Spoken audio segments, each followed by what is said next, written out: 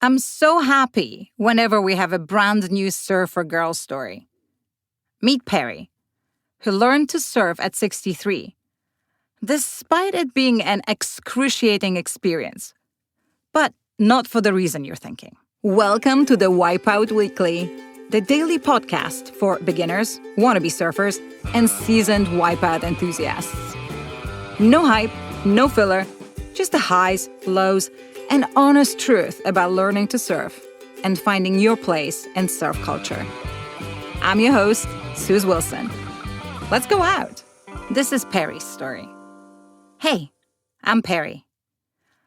Growing up, I spent much of my childhood in and around the water. Swimming, fishing, clamming, and boating. I had a very scary experience in the ocean when I was 16. I got rolled by a wave in the shore break and hit my head on the bottom.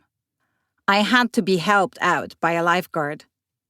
And while I still went to the beach and swam in the bay, that was the last time I really swam in the ocean until in 2022, I urged my husband Don to take up surfing again. He had surfed a lot when he was young, but like many people, a busy life got in the way. Our life seemed calm enough for him to really put in the time to revive his skills. We were also looking to retire by 2024, and so in 2023, I decided that I would really like to learn to surf so that we could do it together.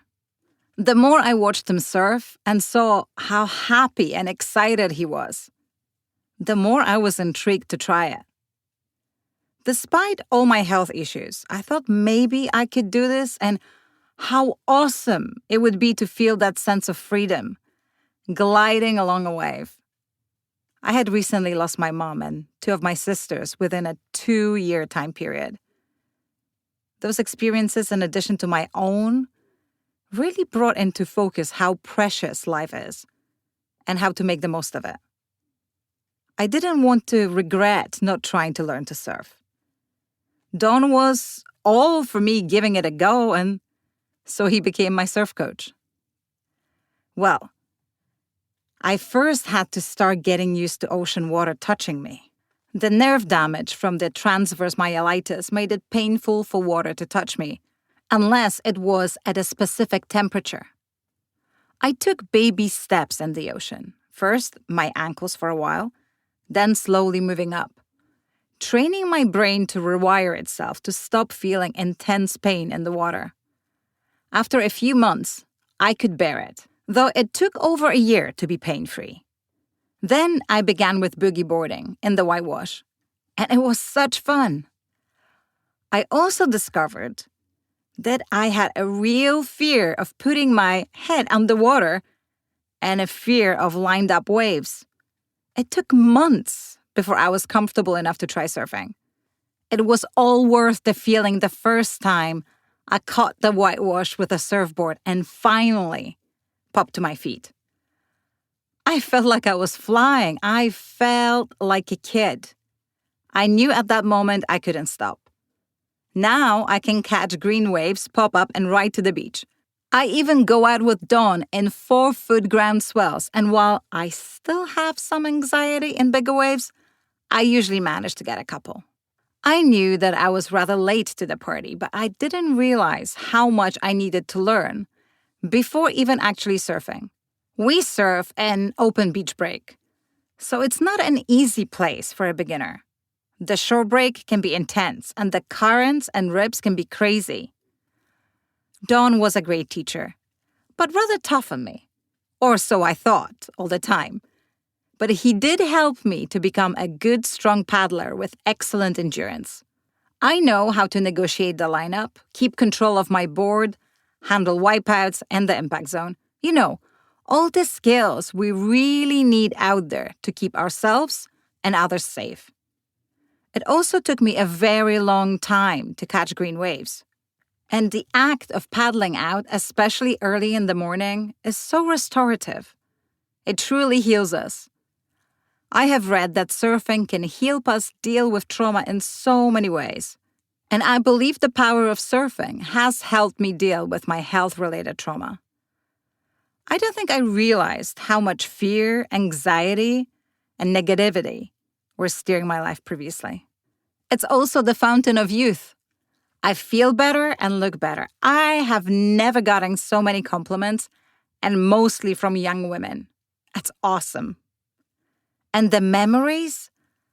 Once, it was a glassy, glorious morning session about 2 months ago. Small 1 to 2 foot waves, just the way I like them. Dawn and I were getting ready to come in and said, we get one more and get out of the water. We caught the same wave at the same time. That day, I was riding my 7'4" Salt Gypsy mid-tide epoxy soft in dusty pink. I was his mirror image. We did everything the same.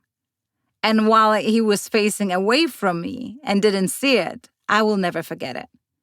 It looked like a choreographed dance. So many of our fellow surfers saw it. A friend on the beach remarked on it. It was so special and such an awesome experience that day. What surfing taught me? Be prepared to learn a lot about yourself. I came face to face with old fears I didn't know were so paralyzing. I also learned how tenacious I could be. I learned that in spite of all the physical limitations, I could still do this. But on the flip side, I also learned patience with myself and others, how to manage my expectations, meet myself where I am, celebrate my wins, and let the bad days go. My local break is Stewart Beach in Florida, and I have 6 salty gypsy mid-tides and love them all. My surfing really took off after I got the mid-tides. Before that, I was churning through boards and nothing clicked for me. I guess right now I'm favoring my newest board, a 7/8 Salt Gypsy mid-tide PU in beautiful blue. It's such a stable board and a great glider. I also really like my 7/4 Salt Gypsy mid-tide PU in peach fuzz. And use that when getting out the back. It's more challenging. I'm certainly never the best surfer in the lineup, and usually closer to the worst. But I almost always have the prettiest board. I also love to put decorative vinyl flower stickers on them. I really am in love with my Salt Gypsy mid-tide quiver. Dawn even built me a great surf rack for them. They hold center stage in the living dining room area. Life is better when you find your true passion. While there are so many things in life that make me happy, I have to say that surfing is my passion and, frankly, my addiction. Just ask my husband, Don.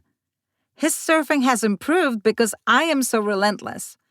I drag him to surf even the tiniest waves. We often have really small waves in Florida in the summer. But if it moves, I'll try to surf it.